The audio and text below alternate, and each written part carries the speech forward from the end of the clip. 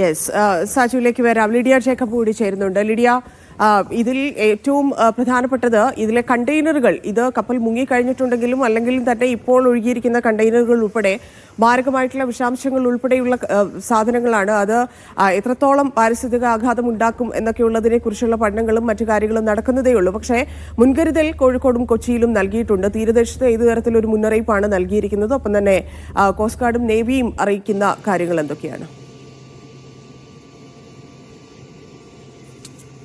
ധന്യ, 27 മണിക്കൂർ പിന്നിടുമ്പോഴും രക്ഷാദൗത്യം തുടരുകയാണ്. തീ ഇതുവരെയായും നിയന്ത്രണ വിധേയമാക്കാൻ സാധിച്ചിട്ടില്ല എന്നാണ് നമുക്ക് അറിയാൻ സാധിക്കുന്നത്.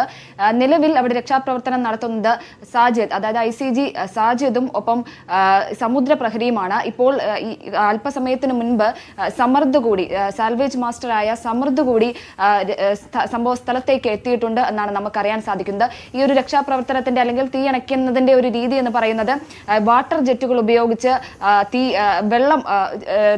വെള്ളം ചീറ്റി ഇത്തരത്തിൽ തീയണയ്ക്കാനുള്ള ശ്രമങ്ങൾ നടത്തുക എന്നുള്ളതാണ്. പക്ഷേ അത് എത്ര കണ്ട് ഫലപ്രദമായിട്ടുള്ള രീതിയിൽ അത് ചെയ്യാൻ സാധിക്കുന്നുണ്ട് എന്നതിനെ സംബന്ധിച്ചാണ് അറിയേണ്ടത്. അല്ലെങ്കിൽ അത് പൂർണ്ണമായും ഫലപ്രദമായ രീതിയിൽ അത് സംഭവിക്കുന്നില്ല. അത്തരത്തിൽ ശ്രമങ്ങൾ വിഫലമാകുന്ന ഒരു കാഴ്ച തന്നെയാണ് കാണാൻ സാധിക്കുന്നത് എന്നാണ് നമുക്ക് അറിയാൻ സാധിക്കുന്നത്.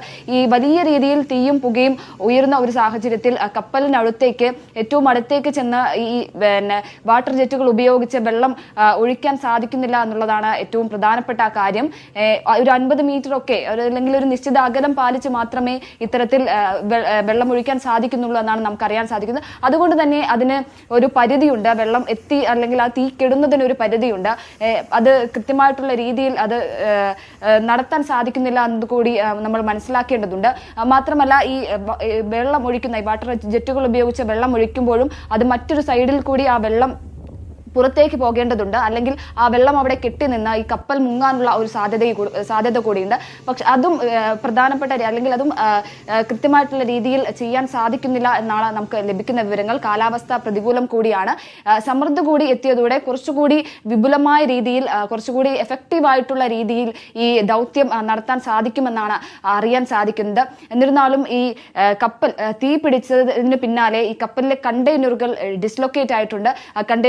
കണ്ടെയ്നറുകൾ താഴേക്ക് വീണിട്ട് കൂടിയുണ്ട്. ഈ ഡിസ്ലൊക്കേറ്റ് ആയ സാഹചര്യത്തിൽ ഈ കപ്പൽ കൂടുതൽ ചെരിയുന്നു എന്നുള്ള വിവരം കൂടി ലഭിക്കുന്നു. 15 ഡിഗ്രി വരെ അല്ലെങ്കിൽ ഇപ്പോൾ ചെരിഞ്ഞിട്ടുണ്ട് എന്നാണ് നമുക്ക് അറിയാൻ സാധിക്കുന്നത്. പക്ഷേ ഈ ഇത്തരത്തിൽ തീയും പുകയും കൂടുകയാണെങ്കിൽ, ഈ സ്ഫോടനമോ അല്ലെങ്കിൽ അത്തരത്തിലുള്ള കാര്യങ്ങൾ കൂടി സംഭവിക്കുകയാണ് എങ്കിൽ ഈ കപ്പൽ 50 ഡിഗ്രി വരെ ചെരിയാനുള്ള ഒരു സാധ്യതയുണ്ട് എന്നാണ് കോസ്റ്റ് ഗാർഡും നേവിയും അടക്കം പറയുന്നത്. അത് സംഭവിക്കാതിരിക്കാനുള്ള ശ്രമങ്ങളാണ് ഇപ്പോൾ കോസ്റ്റ് ഗാർഡിന്റെ കപ്പലുകളിൽ നിന്നും നമുക്ക് അവർ ശ്രമിക്കുന്നത്. അത്തരത്തിൽ ഇത് ചെരിയാതിരിക്കാനുള്ള ശ്രമങ്ങളാണ്.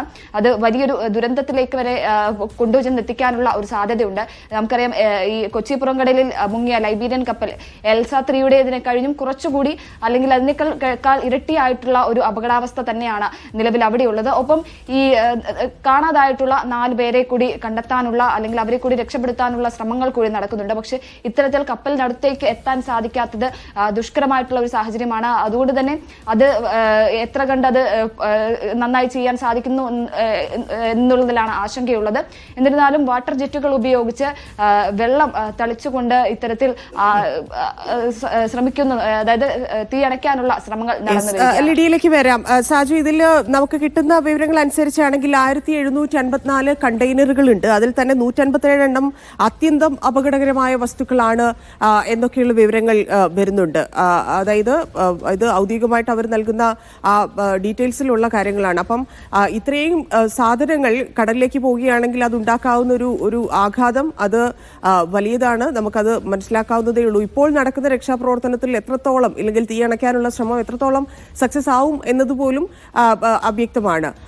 സ്വാഭാവികമായിട്ടും ദുരന്ത നിവാരണ അതോറിറ്റിക്ക് ഏതെങ്കിലും തരത്തിലുള്ള വിവരങ്ങൾ ലഭ്യമായിട്ടുണ്ടോ? മത്സ്യബന്ധനത്തിന് പോകുന്ന ആളുകളെ സംബന്ധിച്ച് അവർ വളരെ